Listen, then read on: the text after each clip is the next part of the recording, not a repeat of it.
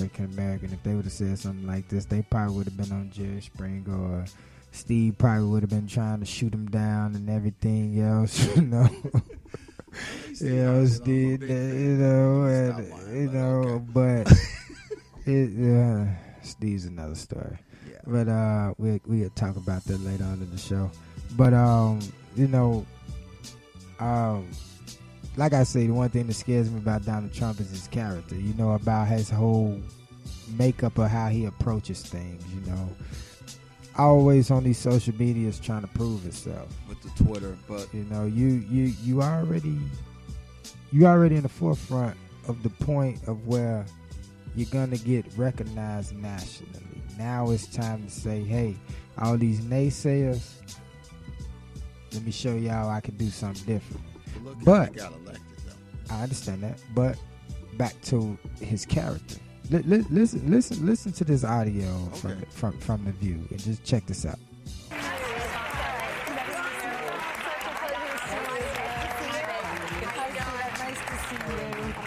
Hey, so Donald. All right, I'm afraid to ask this question, but what would you do? Playboy put Ivanka on the cover of the magazine, and she had not. This is going to be an interesting answer. He doesn't even want you to have a drink. I know him. So it would be really disappointing. Not really, but it would depend on what was inside the magazine. If she posed, it would be fine. But if they put her picture on, but it depends on what goes inside the magazine. Well, see, that's her gripe. That's this girl's gripe. People assume there'll be nude photos. Right, you do assume that with Playboy. Okay, but if there weren't, you wouldn't have an issue with it then. If they were using her to... I don't think Ivanka would do that inside the magazine, although she does have a very nice figure. I've said that if Ivanka weren't my daughter, perhaps I'd be dating her. Oh, it's so weird. Stop. You know what? You are sick. Yeah. Hold on. You're known for saying Listen to what he said. Listen to what he said. I don't think Ivanka would do that inside the magazine, although she does have a very nice figure. I've said that if Ivanka weren't my daughter, perhaps I'd be dating her. You know? What type of... And listen to the ladies on the View. They're disgusted, man. They're laughing about it because it's TV, but they're disgusted. They even compared this man to Woody Allen.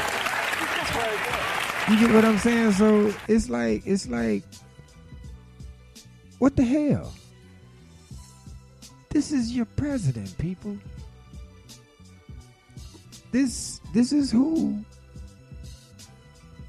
the electoral college voted to lead the country, man. Well, like I said, that's when he said "Make America Great." He used a lot of racist rhetoric to get the nation fired up. Because you notice at different Trump rallies, you saw a lot of riots break out.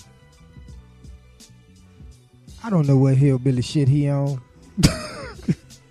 Like I said, the man's a clown. He's a big clown. It's here, but I don't know what drugs or drinks he doing or whatever, but shit like that shouldn't be said, man, because that's not one. There's multiple occasions. You even got the one that's grabbing by the pussy. Right. You have many very ignorant, statements that came out, and we all do say some ignorant statements and everything else, but we're not in the forefront in order to lead and represent America. Not saying that's an excuse and we should lead by example, but at the same time, that's a different platform. You get what I'm saying? That's a whole different platform. That's like when a preacher take and lead a congregation. Not compared to that, but it's similar. Right or wrong? Right. You have to lead right and do right. We understand your wrongs, but now you have to show us how are you righting the wrongs, man. You're not. You're not showing us, and you're in office. Well, like you say, it goes back to his character. And you mentioned, Dante, about the USFL. That'd be Smokey D. I'm just messing with you. I'm sorry. But there's another documentary video you need to watch if it's still on Netflix called The Central Park 5. And there's a clip of Donald Trump talking about these 5 youths supposedly accused of raping a woman in Central Park There's some clips of Donald Trump talking about, yeah, they need to be put in jail, they're savages, this and that. He led the charge. Didn't have all the facts. He has a lot of contradictory statements. Yeah, I mean, without evidence Comments, or everything else. not going deep into things. How do you guys feel about the whole feds coming into Chicago comment?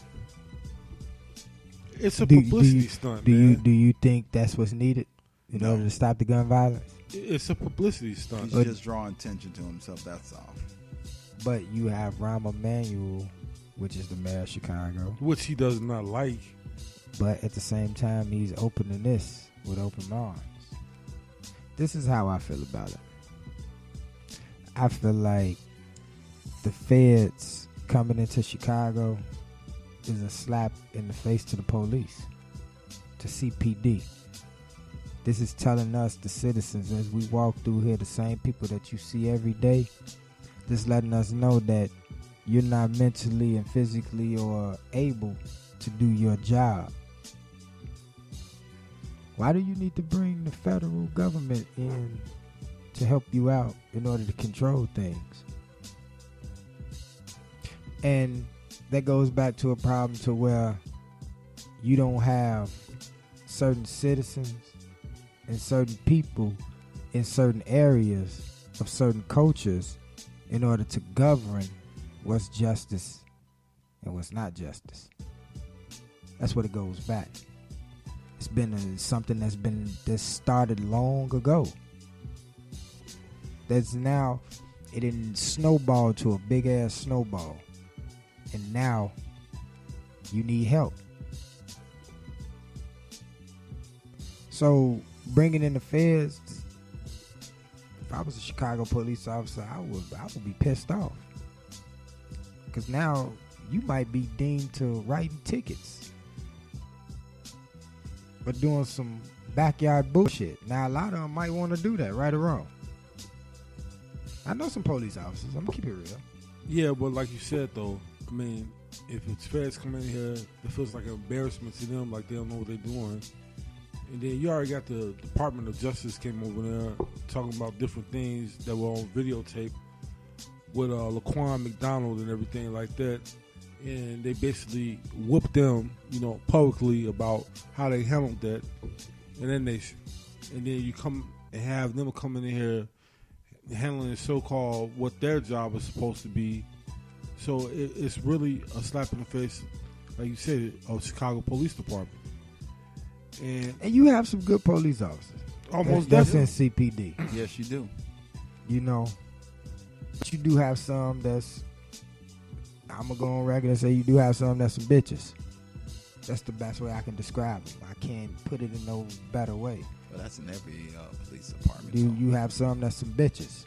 And that's why I feel that you should always have somebody who's always who grew up in these different environments and everything, and they've seen this firsthand, and they have a plan on how to deal with things instead of somebody looking on the outside, looking in, and then they get hired and think they know how to take care of certain things or how to talk to certain residents in the city or something like that. I mean, it's truly messed up, and it all started when they made this plan of tearing down the projects and just throwing in the residents from there and putting them into other communities where it was already other residents there, and then they clashed and everything like that. They never had a plan. And it's like everybody's coming in trying to fix what the predecessor who was before them had to do. And then Donald Trump is just speaking out of the side of his neck. Oh, I'm going to send the feds in. Do you know exactly what's going on? Do you understand what's going on? Listen. What the media put out there, and these are people we are people who live in the Chicagoland and, migrate through the Chicagoland often and everything else that sees what's going on. Chicago is not as bad as the media put it out there. You have other spots in different countries, different parts of the United States that's doing the same thing. So let's get that clear. All right. Yes, it's Chicago. Does Chicago has violence? Yes. Does fucking New Orleans have violence? Yes. New Orleans, New York, L.A. Exactly. They have the same violence. It's just what the media puts out there. And I feel like that's what our president really runs off of. I think he runs off media and certain statistics that his cabinet or who the fuck ever he put together brings him, and that's what he goes off of. I don't think he has the very clear, raw knowledge of what's really going on in Chicago. I meet plenty of brothers, gang members.